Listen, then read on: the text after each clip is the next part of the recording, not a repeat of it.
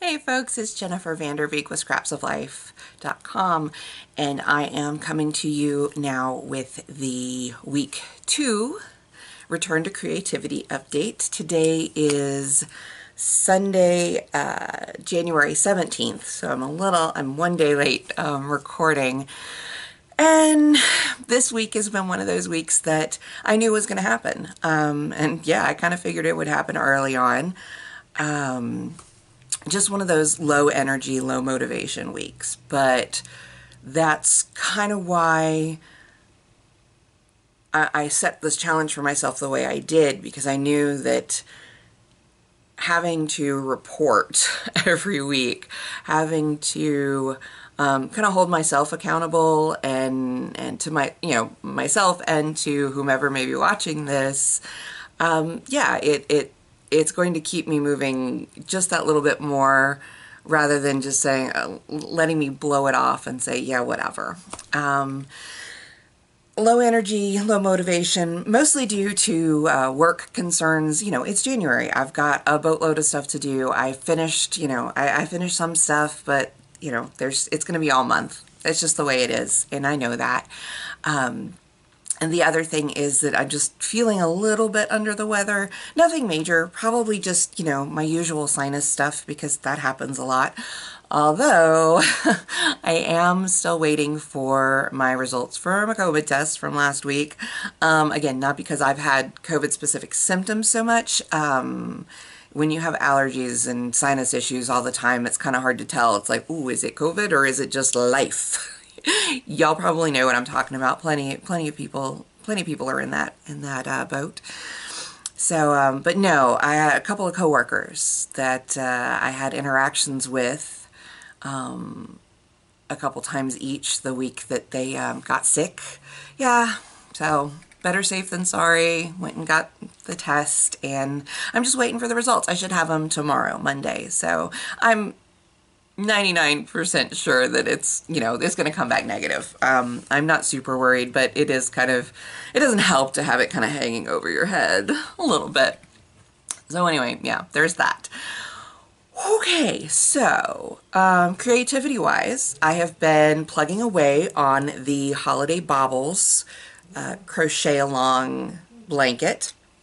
And I was finishing up, I think last week when I chatted with you guys, I was finishing up the week 6 of 9, and so this week I have been working on week 7, or I finished up the big blank squares for week 6, and so here are the 3 blank squares, large squares for week 7, and then I just finished the ornament sections of the pattern squares for week 7. So I just have to do the white that goes along the back, or along the outside, to finish these 3.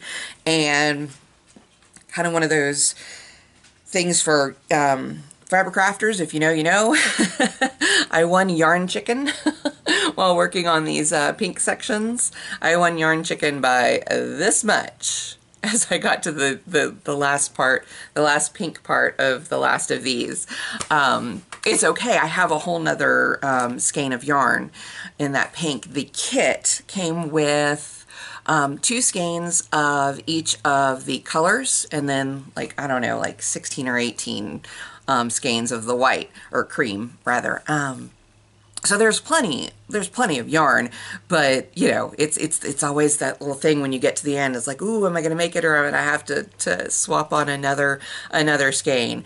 So I've only actually had to start the second skein of one of the colors so far, which is good, because that tells me that there's plenty of wiggle room in the kit supplies.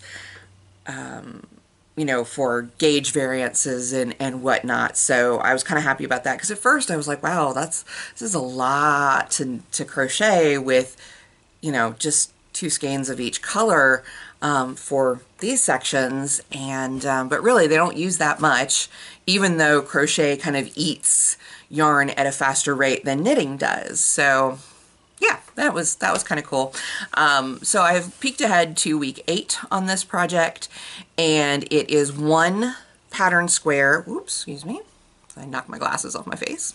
It is one pattern square, and then a bunch of the some large squares, and then there's like 24, I think, small squares. So I'm guessing those are going to be part of like the edge or the border or something. I don't know. I'll find out when I get that far.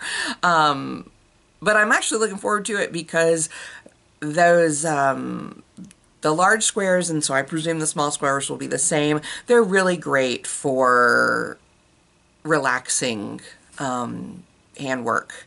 Just kind of sit there and keep going and going and going, and once you get the pattern down, which is they've been pretty simple patterns, yeah, it's just easy to just kind of roll with it, and so that's nice and it's comforting. The other creativity this week was planning and executing the menu for next week. For those of you who haven't been on the channel for a while, or weren't watching back when I would do the menu posts, the menu planning posts and stuff, I trade off weeks with my husband of who cooks dinner. And so on my weeks, I have started, let's see, I started back in late 2019 doing meal preps for the first part of the week. And that was back, you know, my hours were getting longer and longer at work, and I had started going to the gym to take care of myself better, and it was just so exhausting getting home after working late or working and going to the gym and stuff, and then having to cook dinner. And I was getting really frustrated, and I love to cook. I you know, I do. I love to cook. My degree is in cooking. I have a culinary arts degree. But you know, it's easy to get kind of worn down by that sort of thing too. And I was, and so, you know, I'd seen online the whole meal prep thing, and usually it was like the fitness people that were doing it, and they were doing it for like calorie counting and whatnot, or at least that's what I was seeing. That's not why I did it. I just did it so that I'd rather spend, you know, 3-4 hours on a Saturday or Sunday afternoon taking my time and preparing the kind of meals that we like, to put them in the fridge and have them ready to go, and all we have to do is heat them up in the evening when we get home.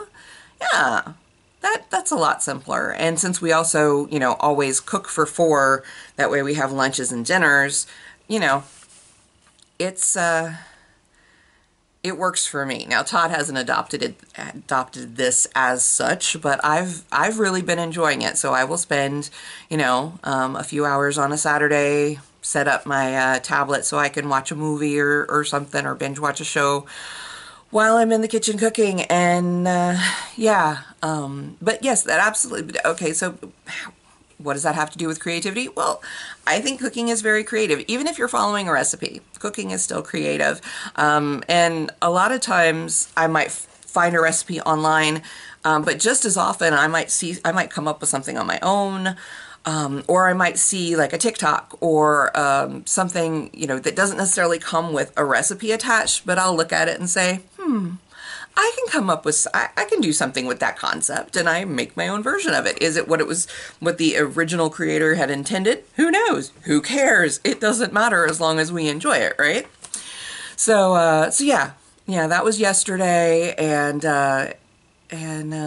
so yeah, today I have some work that I need to get done, prepping for next week, but then I'm hoping that I will be able to go ahead and get these squares finished, so that I can move on to the last stages of this crochet along blanket, and you know, have it finished by the end of January. I think that would be really cool. But yeah, that's pretty much all I have for this week. Like I said, low energy, low motivation, but I'm showing up. I don't know if it's a testament to the meds or the coping skills, but one way or the other, I feel better that I'm plugging along, and you know, I'm hoping that next week will continue to be steps in the right direction.